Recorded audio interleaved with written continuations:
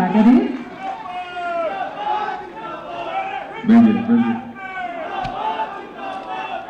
बैठिए।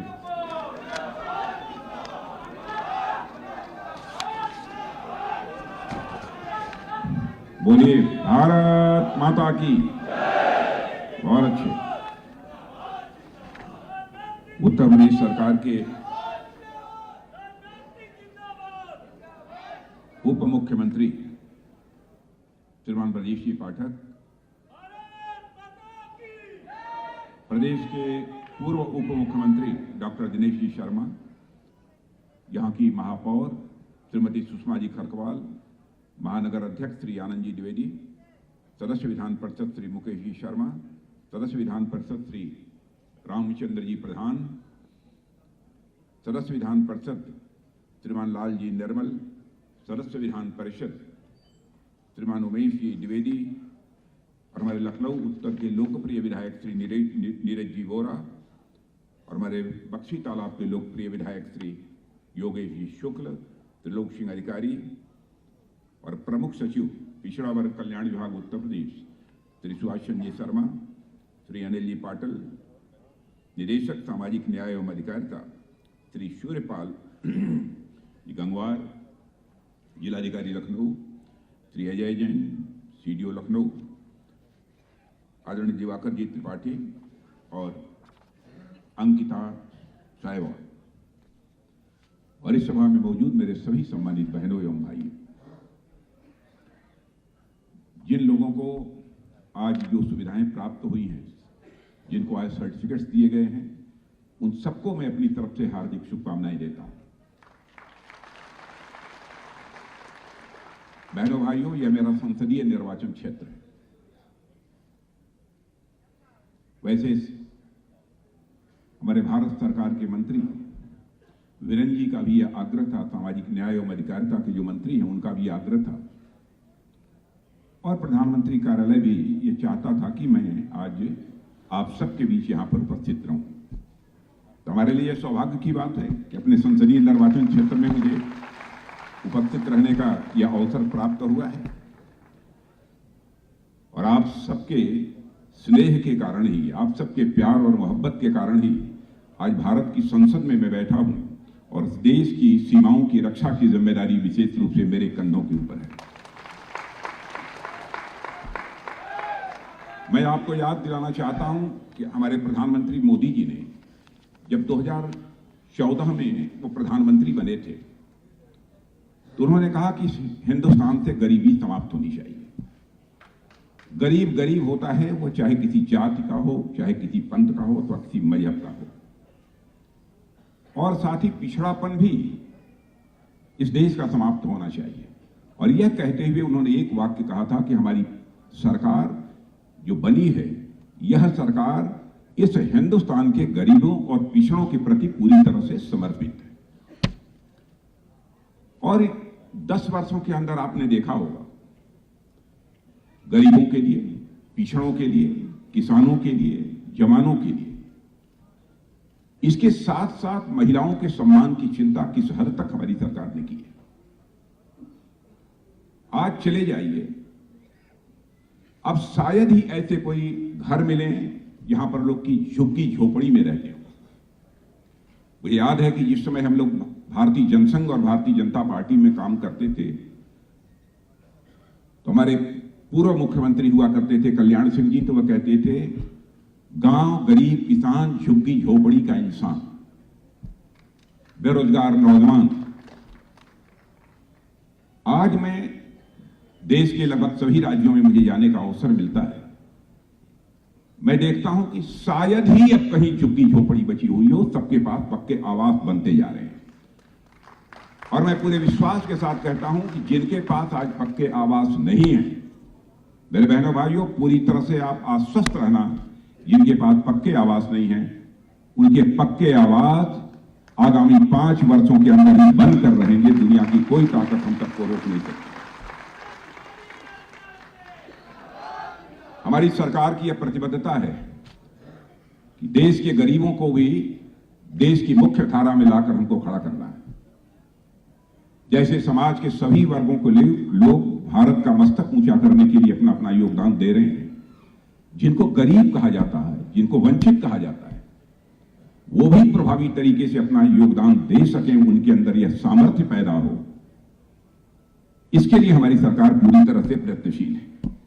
आज पीएम सूरज पोर्टल की लॉन्चिंग हुई है, जिसके संबंध में भारत सरकार की प्रतिनिधि सुश्री अंकिता साहिवाल ने आपको विस्तार पूर्वक बतलाया है, इसलिए बहुत विस्तार में मुझे जाने की आवश्यकता नहीं है।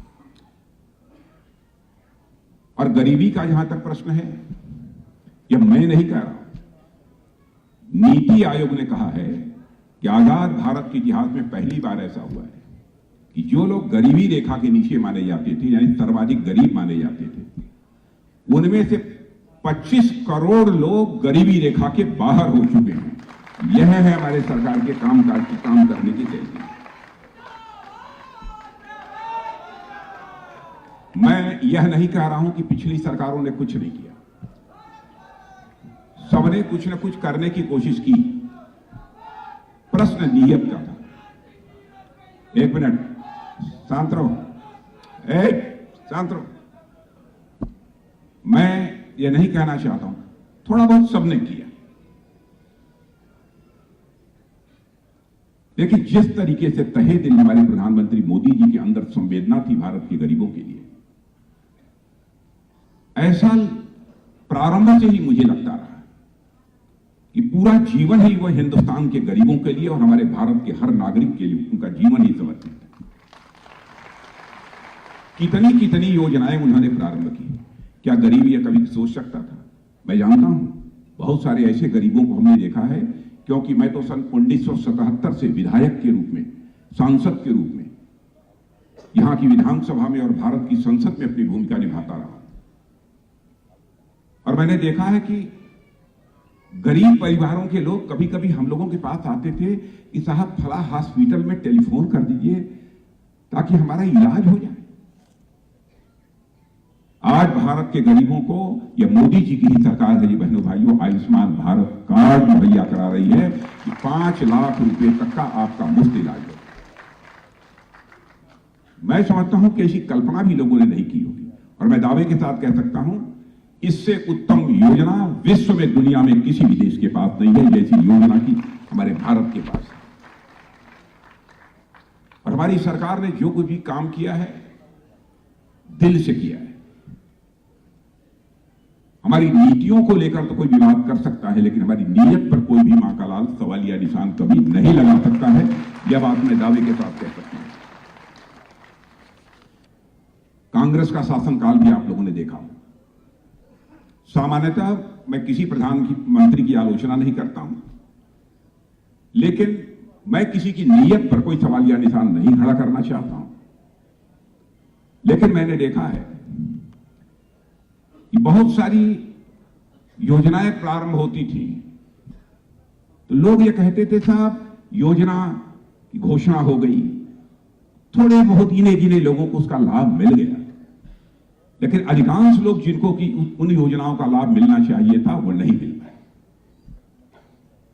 जितना सरकार तय करती थी उसका 1/4 लाभ किसी को पहुंच पाता था तो पहुंच पाता था, नहीं तो नहीं, अन्य लोगों को वह भी नहीं मुहैया होता था। मैं याद दिलाना चाहता हूं, राजीव गांधी हमारे भारत के प्रधानमंत्री थे, नौजवान प्रधानमंत्री थे। उन्होंने एक बार अपनी चिंता व्यक्त करते हुए कहा था, क्या करूं, मैं दिल्ली से 100 पैसा भेजता हूं, लेकिन वह 100 पैसा दिल्ली से जो चलता है, दिल्ली के बैंकों से, वह लोगों तक पहुंचते पहुंचते बामुश्किल 14 पैसा लोगों की जेबों में पहुंच पाता है। 86 पैसा यह भ्रष्टाचार की भेंट चढ़ जाता है। ईमानदारी से उन्होंने इस सच्चाई को स्वीकार किया था। लेकिन हमारे प्रधानमंत्री को देखिए, हमारे प्रधानमंत्री ने उस प्रधानमंत्री की मजबूरी को चुनौती के रूप में स्वीकार किया और एक ऐसा सिस्टम बना दिया, एक ऐसी व्यवस्था बना दी कि मेरे बहनों भाइयों, यदि दिल्ली के बैंक से 100 पैसा चलता है तो 100 का 100 पैसा आपकी जेब में पहुंचता है। यह होती है सरकार, यह होता है काम करने का तौर तरीका। कोई आपको जो लाभ मिल रहा है उस पर सवालिया निशान लगाने की अब कोशिश नहीं कर सकता। हमने सीधे हिंदुस्तान के गरीबों को सरकार के साथ जोड़ दिया है। और मैं कह सकता हूं कि आजाद भारत के इतिहास में पहली बार इस प्रकार की पहल यदि किसी सरकार ने की है तो हमारे प्रधानमंत्री नरेंद्र मोदी जी के नेतृत्व की सरकार ने किया है। और आपको जानकर आश्चर्य होगा, मैं दुनिया के दूसरे देशों में जाता हूं, भारत में जिस प्रकार की व्यवस्था हम लोगों ने दी है और जिस तरीके से हम लोग यहां की गरीबी को समाप्त करने के लिए और लोगों के सामाजिक सशक्तिकरण के लिए काम कर रहे हैं, सर्वत्र इसकी सराहना हो रही है। लोग कह रहे हैं भारत में कमाल हो रहा है। और आप लोगों को, बहुत लोगों को जानकारी इस बात की होगी कि भारत की प्रतिष्ठा, भारत की इज्जत लगातार दुनिया के दूसरे देशों में बढ़ती जा रही है। मैं कई मंचों से कह चुका हूं पहले भी कि पहले हम दुनिया के दूसरे देशों में जाते थे तो अंतर्राष्ट्रीय मंचों पर हमारी बात को जिस गंभीरता पूर्वक लिया जाना चाहिए नहीं लिया जाता था। भारत कमजोर देश है, भारत गरीबों का देश है, क्या इसकी बात सुनना। लेकिन आज आपको जानकर खुशी होगी, भारत का कद अंतर्राष्ट्रीय जगत में इतना ऊंचा हुआ है कि यदि अंतर्राष्ट्रीय मंचों पर आज भारत बोलता है तो सारी दुनिया कान खोलकर सुनती है कि भारत बोल क्या रहा है। यह भारत की हैसियत सारी दुनिया में बनी। गरीबों में भी, झोपड़ी में रहने वालों की, उनको आवास मिलना चाहिए, उनके घर में जल पहुंचना चाहिए। जल ऐसे नहीं पहुंचना चाहिए कि कहीं हमने 1 किलोमीटर पर कोई कुआं बनवा दिया, कोई तालाब बनवा दिया और गरीब परिवारों की माताएं बहनें 1 किलोमीटर जाकर और वहां से जल लेकर और घड़े पर घड़ा रखकर सर में तब अपने घर की जल की आवश्यकताओं को पूरा करें, ऐसा नहीं किया। हर घर में नल होगा, नल के माध्यम से जल मिलेगा। और आज मैं विश्वास के साथ कहता हूं, बहुत सारे घरों में नल के माध्यम से जल मिल रहा है। और जिनके घर में खुदा नखास्ता यदि नहीं पहुंचा होगा तो उनके घर में भी नल के माध्यम से जल पहुंच कर रहेगा। और मैंने तो यह फैसला किया है कि कम से कम अपने संसदीय निर्वाचन क्षेत्र में, और हमारे जितने भी विधायक बैठे हैं, हमारे नीरज गोरा जी बैठे हैं, हमारे उप मुख्यमंत्री जी ब्रजेश जी पाठक बैठे हैं, हमारे योगेश शुक्ला जी बैठे हैं, बहुत सारे लोग यहां पर बैठे हैं। मैं इन लोगों से भी कहूंगा, आप यह देखिए कि आपके यहां किस गरीब के घर में नल नहीं पहुंचा है, किस गरीब के घर में नल के माध्यम से जल नहीं पहुंचा है। हमारे हर जनप्रतिनिधि को, हमारे पार्षद हो तो पार्षदों को भी इस बात की चिंता करनी चाहिए। और मैं आपको विश्वास दिलाता हूं, जिनके घर में नल नहीं पहुंचा होगा उनके घर में नल पहुंच कर रहेगा और नल से ही जल पहुंचेगा। यह पूरा आपको मैं यकीन अपनी तरफ से दिलाना चाहता हूं। मैं मानता हूं साथियों कि कानून तो कांग्रेस के समय भी बनते थे, लेकिन कानून केवल बनाना पर्याप्त नहीं होता है। कानून को प्रभावी तरीके से जब तक लागू न किया जाए, और केवल लागू करने से ही काम नहीं होता है, बराबर उसकी देख रेख होनी चाहिए। मॉनिटरिंग जिसे कहते हैं, मॉनिटरिंग यदि प्रॉपरली नहीं होगी तब तक हम जो लाभ गरीबों तक पहुंचाना चाहते हैं वह लाभ किसी भी सूरत में गरीबों तक नहीं पहुंच पाएगा, ऐसा मेरा मानना है। हमारे प्रधानमंत्री ने संकल्प लिया है कि 2047 आते आते हमारा भारत ये विकसित भारत बनेगा। और विकसित भारत बनेगा तो उसके लिए चिंता क्या की है उन्होंने। आपने देखा होगा एक गाड़ी घूम रही थी, देखा है गाड़ी जो घूम रही थी, विकसित भारत वाली गाड़ी। माने कोई प्रधानमंत्री 140 करोड़ जनसंख्या वाले देश में इस हद तक वो चिंतित है कि जिन लोगों को जो लाभ हमने मुहैया कराया है, आयुष्मान भारत का कार्ड मुहैया कराया है, आवास का कार्ड मुहैया कराया है, राशन कार्ड का मुहैया कराया है, उनमें कहीं ऐसा तो नहीं है कोई बच गया है। हर क्षेत्र में गाड़ियां जा रही हैं, अब फिर से वह गाड़ी निकलेगी ताकि कोई भी लाभार्थी जिसे लाभ मिलना चाहिए वो कोई वंचित न रह जाए। और यहां तक महिलाओं के लिए सेल्फ हेल्प ग्रुप बने हैं। आपको आश्चर्य होगा कि जिन महिलाओं की आमदनी कुछ हजार रुपए भी नहीं होती थी साल में, उनमें से ऐसी 2 करोड़ महिलाएं अब लखपति बन गई हैं। भारत में 2 करोड़ महिलाएं लखपति बन गई। और हमारे प्रधानमंत्री का संकल्प है कि ऐसे ही हम 4 करोड़ महिलाओं को जो है हम लखपति बनाएंगे। बहनों भाइयों, हम सबका सौभाग्य है कि हमको मोदी जैसा प्रधानमंत्री मिला है। हम लोग उनके मंत्रिमंडल में काम करते हैं, हम लोग बहुत नजदीक से देखते हैं कितनी तड़पण है इस देश का मस्तक ऊंचा करने की। बराबर गरीबों मैंने सारे अपने कैबिनेट मंत्रियों से भी वो पूछते रहते हैं बराबर कि आपके क्षेत्र में क्या हुआ, आपने अभी तक क्या किया, फला योजना पहुंच गई कि नहीं पहुंच गई। इस बात की वो बराबर चिंता करते रहते हैं। और आपने देखा होगा कि जिस सक्रियता के साथ वो अपनी जिम्मेदारी इस देश में प्रधानमंत्री रहते हुए निभा रहे हैं, कभी किसी ने सोचा नहीं होगा कोई प्रधानमंत्री इतना परिश्रम करेगा। मैं सारी योजनाओं की बहुत विस्तार में जाकर यहां चर्चा करूंगा तो लंबा समय लगेगा, लेकिन आज यह जो कार्यक्रम हो रहा है, यह कार्यक्रम अपने में बहुत ही महत्वपूर्ण है। मैं चूंकि 2 दिन आ चुका था, इसके पहले मेरे आने का कोई बहुत औचित्य नहीं था, लेकिन चूंकि गरीबों से संबंधित कार्यक्रम था, इसलिए मैंने फैसला किया कि मैं निश्चित रूप से इस कार्यक्रम में चलूंगा। और फिर 3 दिन के अंदर ही, 3-4 दिन के अंदर ही तीसरी बार आप सबके सामने यहां पर मौजूद। और हमारे जो लखनऊ के लोग बैठे हैं यहां पर, मैं आप सबको आश्वस्त करना चाहता हूं, अब तो चुनाव का समय आ गया, तो चुनाव होगा। हम लोग केवल सरकार बनाने के लिए जीवन नहीं खपाते, हम लोग जीवन खपाते हैं तो देश बनाने के लिए जीवन खपाते हैं।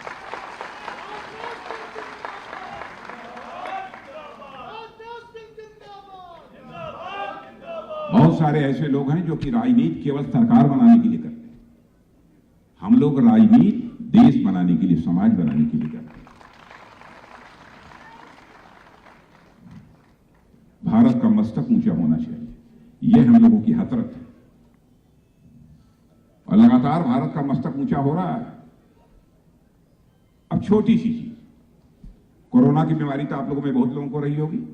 कितने लोगों को कोरोना हुआ था? जरा हाथ उठाई तो जरा, पीछे या ऊपर बैठे जरा हाथ उठाई। कोरोना कितने परिवारों में हुआ था? परिवारों में कितने? अरे बीच में नहीं हुआ था क्या इन लोगों को?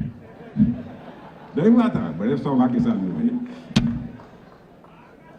अच्छा ये बतलाइए कि 2-2 टीका कोरोना हुआ हो न हुआ हो, 2-2 टीका सबको लग गया है कि नहीं? या बात है। अब सुन लीजिए मेरी बात, यह कोरोना का जो टीका है भारत में पहले नहीं बनता था। मुझे याद है पहली बैठक मैं भी मौजूद था, प्रधानमंत्री जी थे, मैं था और सब अधिकारी भी थे और स्वास्थ्य मंत्री बैठे। उस समय हमारे यहां यह टीका बनता ही नहीं। प्रधानमंत्री ने कहा बनता नहीं था तो क्या बन नहीं सकता है? ऐसा तो है नहीं कि कोरोना आया है महीने भर में समाप्त हो जाएगा। यह कब तक चलेगा इस संबंध में कुछ कहा नहीं जा सकता। तो उन्होंने कहा कि इससे संबंधित वैज्ञानिकों से मैं बात करना चाहूंगा और सीधे बंगलोर पहुंचे। अब बंगलोर के वैज्ञानिकों से उन्होंने बात किया। मेरे बहनों भाइयों, हमारे देश के वैज्ञानिकों ने करिश्मा कर दिया, करिश्मा कर दिया।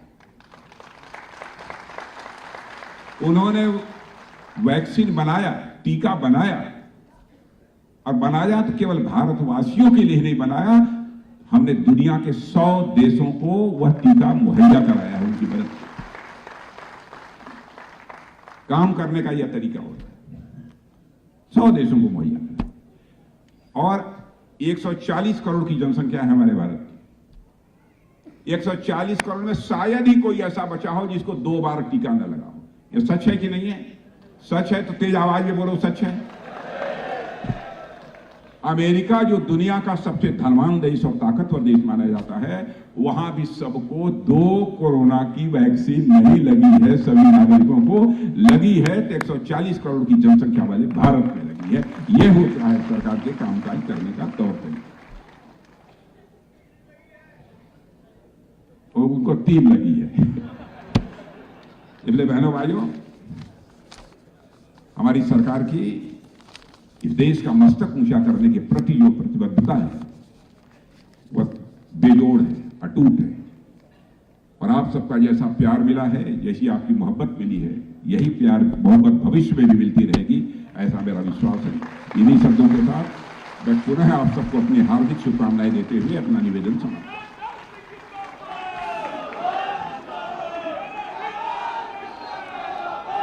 बहुत बहुत धन्यवाद सर।